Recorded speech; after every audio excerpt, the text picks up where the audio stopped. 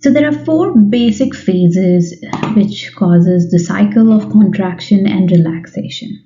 When there's a lot of calcium, muscles contract. When there's not enough calcium, muscles relax. Okay, the first step is called excitation. Excitation is basically the step in which the nerve action potential leads to a stimulus in the muscle. Okay, so it causes excitation of the muscle cell. The second step is excitation contraction coupling. So the excitation contraction coupling is the event that bridges the action potential on the sarcolemma to the myofilaments and prepares them to contract. Contraction is the step wherein the muscle fiber actually develop tension and sometimes shorten. Okay. Relaxation is when a muscle fiber relaxes and returns back to its resting length. So excitation occurs when the action potential reaches the axon terminal. It causes an activation of sodium and calcium channels. There's an influx of sodium and calcium ions into the synaptic knob. The calcium ions then bind to the acetylcholine containing vesicles. All right, so the acetylcholine vesicles then fuse with the plasma membrane of the nerve axon terminal, and acetylcholine is then released into the synaptic cleft with the process known as exocytosis. Exocytosis. Okay.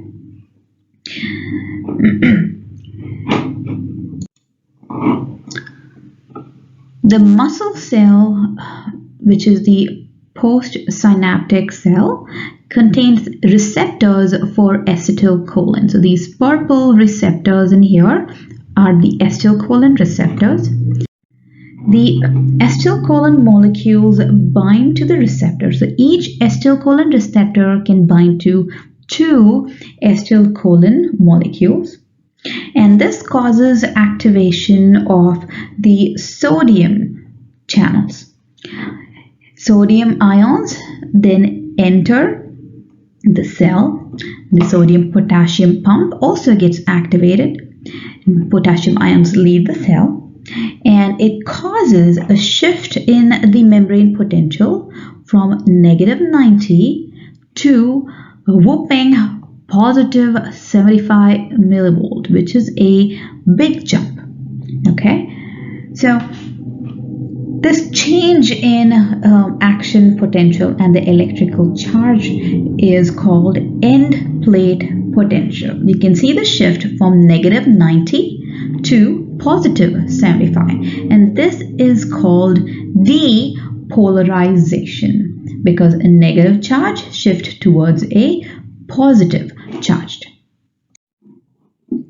So when a whole lot of sodium ions enter the cell, it causes a change in the resting membrane potential.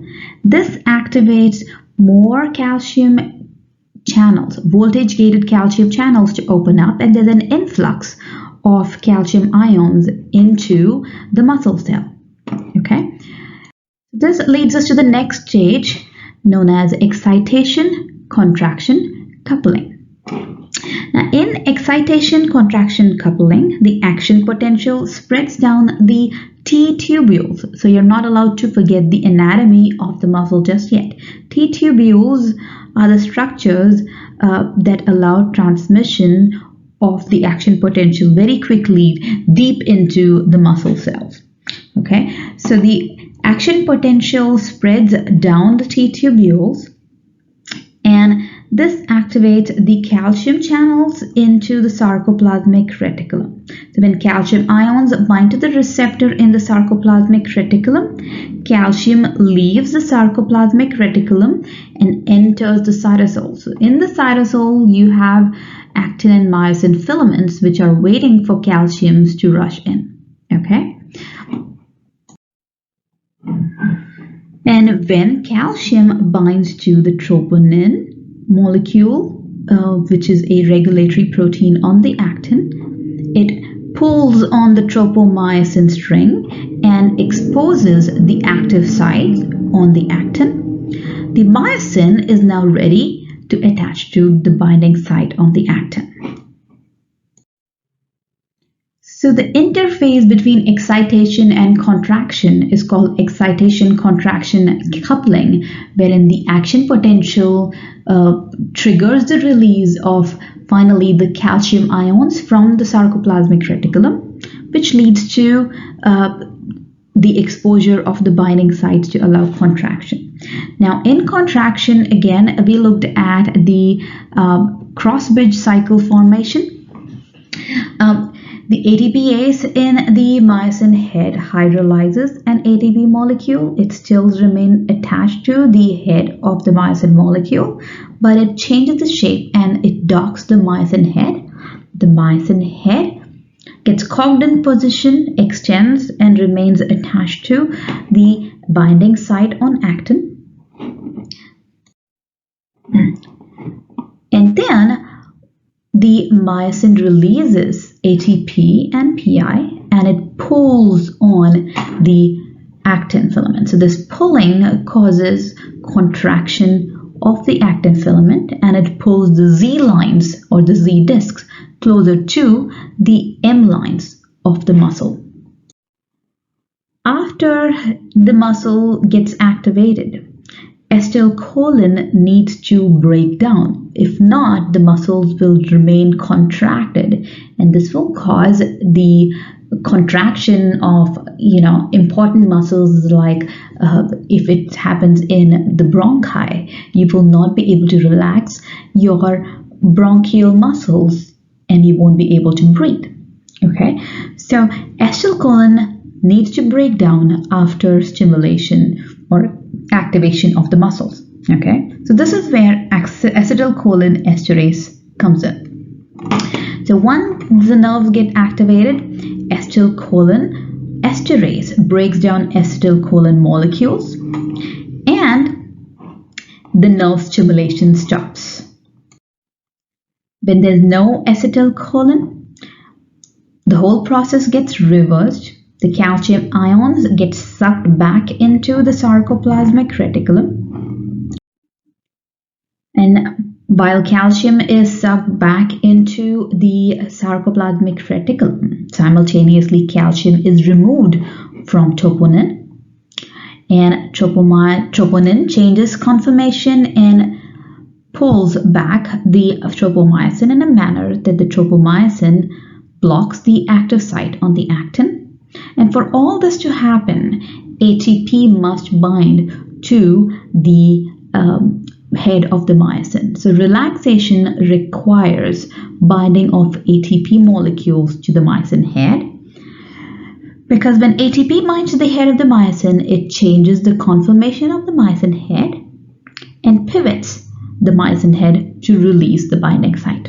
Okay, and then the myosin head gets released and the binding sites get blocked. It causes the muscles to relax. Now, rigor mortis is the hardening of muscles and stiffening of the body after about 3 to 4 hours of death. And why does this happen? That is because when we die, the cells and cell organelles began degrading. So it causes the sarcoplasmic reticulum to just release all the calcium ions because the sarcoplasmic reticulum starts to deteriorate and degrade. So when a lot of calcium ions are available, the calcium ions remain bound to the troponin molecule, and this causes the active sites to remain exposed. And when the active site remains exposed, it leads to myosin and actin cross-bridging. Okay? Now, once we die, we don't produce ATP because the cells and the mitochondria all cease to produce ATP. Okay? So the myosin and actin cross-bridge has formed after death, but there's not enough ATP available to relax the myosin, okay, or to release the myosin. So as a result, the myosin-actin cross-bridge remains formed and the muscles remain contracted. But due to the unavailability of ATP, they cannot relax. Okay, and this is what causes stiffness 3 to 4 hours after death, and the condition remains that way for it peaks at about 12 hours after death, and then it slowly starts diminishing after about 48 to 60 hours as everything else in the body starts deteriorating and degrading. So this process or this condition is known as rigor mortis. So we talked about myasthenia gravis while looking at the acetylcholine receptor. So this is an autoimmune disease in which our own antibodies attack the acetylcholine receptors at the neuromuscular junction. Okay, when the antibodies attack the acetylcholine receptors get destroyed and they are unable to respond to the acetylcholine in the synaptic cleft. Okay, so this usually is more common in women than in men, and it occurs between 20 to 40 years of age, and muscle fibers remove the clusters of receptors from the sarcolemma by endocytosis. Okay, but the fiber becomes less sensitive to acetylcholine and the muscle cells are unable to contract efficiently. This leads to drooping in facial muscles. This is where you first see the signs: drooping of eyelids, double vision, difficulty swallowing, weakness in the limbs, and another condition known as strabismus. Strabismus is basically a condition wherein you're unable to fixate at the same point, so your eyes become cross-eyed.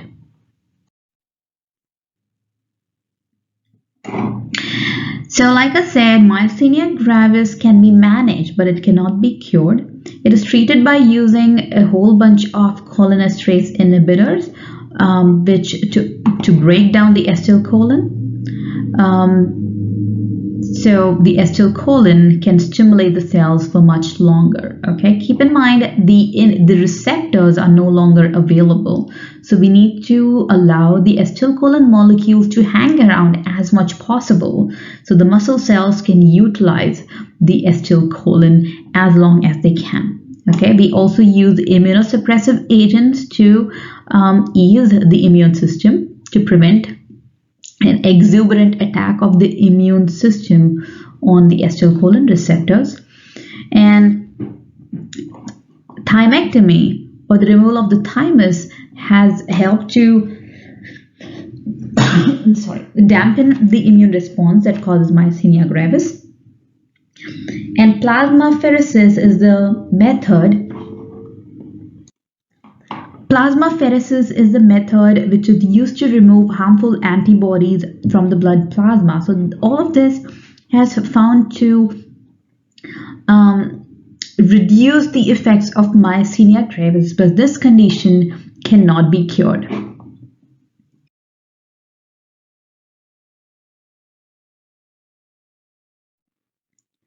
So some other conditions of the muscles include muscle agenesis or the muscles don't get generated. And one example is Poland syndrome. The cause of Poland syndrome is unknown, but it is visible in the early stages of childhood, and it starts happening during the 6th week of fetal development. And when Poland syndrome starts affecting the body, it leads to missing or underdeveloped muscles on one side of the body, which leads to abnormalities in the chest, shoulder, arm, hand, etc. So it can also affect the cardiovascular system as well.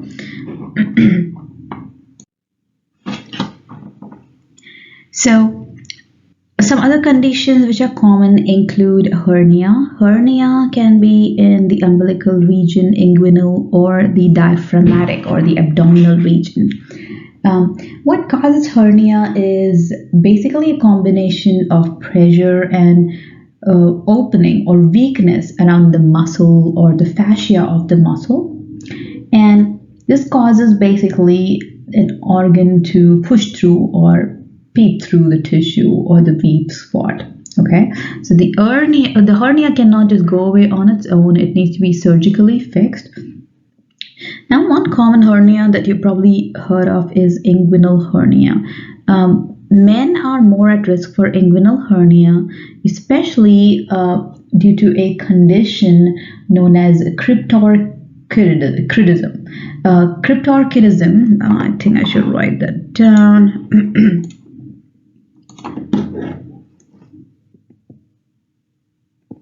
Well, cryptorchidism. Cryptorchidism is a condition where the testes remain undescended. Now, when the testes remain undescended, keep in mind the inguinal region follows the path of the testes, and when the testes does not descend completely, as we grow, as the boy grows in age, it pulls on the inguinal region, which causes weakness in muscle and the ligaments around the inguinal region. So this causes increased risk for inguinal hernias in male. Some other conditions include muscle tone, like hypotonia or hypertonia. Hypotonia means very low muscle tone, which causes floppiness in the muscles, and hypertonia means increased muscle tone, which causes stiffness in the muscle. A common condition which you probably have heard of where you call muscle stiffness is tetanus. Tetanus or muscle tetany is caused by infection due to Bacillus tetani, which is a bacteria that lives in soil. Under the soil, bacteria that causes floppiness is Clostridium botulinum, which causes botulism. Now, botulism is where the muscles remain relaxed but fail to contract, whereas tetanus is a condition wherein the muscles contract but cannot relax, okay, due to the toxins in the bacteria. Now, botulism, if you've heard of, is the same toxin. This toxin that causes botulism is the same toxin that is used for face treatments. You call it Botox. Botox is basically a toxin obtained from bacteria, but in really high concentrations, this toxin prevents the muscles from contracting, and the muscles remain floppy or flaccid. So it causes flaccid paralysis. And that's why it's very important that infants that are below 1 year of age, they should be never given honey, and parents should be very careful about not allowing the kids from playing in rusted nails, or not giving any canned food to babies that the can might have looked swollen because it might contain the botulism toxin in it. Okay, so these are a few conditions that I needed to be aware of with muscles. So there are several ways muscles can obtain energy. Muscles can obtain energy with the help of aerobic respiration or anaerobic respiration. Aerobic, as the name suggests, it requires oxygen, and anaerobic is the type of respiration in the absence of too much oxygen.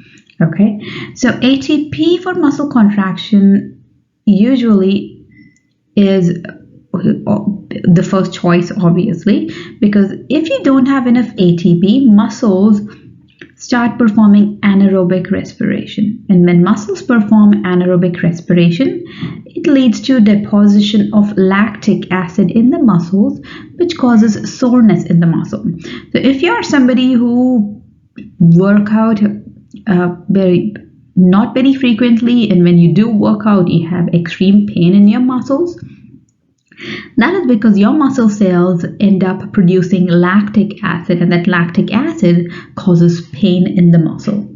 Now, the other source of muscle energy is creatinin phosphate. So creatine that is stored in muscle cells provides energy in really short bursts. So if you look at these 5-hour energy or other energy drink, you will find creatine in those solutions because they are used to provide energy. So ATP for muscle contractions usually comes in a proper sequence. First form is obviously ATP that is stored in muscle. Then it requires a creatine phosphate that is also stored in muscles. And then we use anaerobic metabolic pathway, and then use aerobic respiration, which uses oxygen to produce ATP, and the cycle goes on. Okay, so the first 6 seconds of your body uses ATP, which is available due to activity of mitochondria. And then you keep running, the next 30 seconds, ATP is formed from creatine phosphate. So you can see no matter what, you're using ATP in the end. Okay, so creatine phosphate is also used for manufacturing ATP in the cells. And after 30 to 40 seconds, ATP is generated from glycogen in the body. And if there's limited oxygen, we produce lactic acid, which causes muscle soreness. But if there is a lot of oxygen, we are able to produce ATP by aerobic pathway to produce more ATP molecules. Okay, and this is when you're going for a sprint. Okay, so sprinters use energy in just short bursts. Okay, but marathon runners rely more on aerobic respiration. Okay, so they do a lot of cardio. So if you're a marathon runner, you're doing cardio. But if you are a weightlifter, you're using more anaerobic processes because you're using energy in short bursts. But if you're a marathon runner or a swimmer, your body evolves to use more oxygen, and your heart grows bigger so you can produce more oxygen and less lactic acid. Okay, so after prolonged exercise, you breathe heavily, right? You went for a run and then you breathe heavily so you can breathe in more oxygen to replenish your cells with more oxygen that you lost while going for a run. So just these are the basic mechanisms by which muscles use ATP or anaerobic respiration for energy. Okay, and creatine phosphate is just another chemical that is used to make ATP.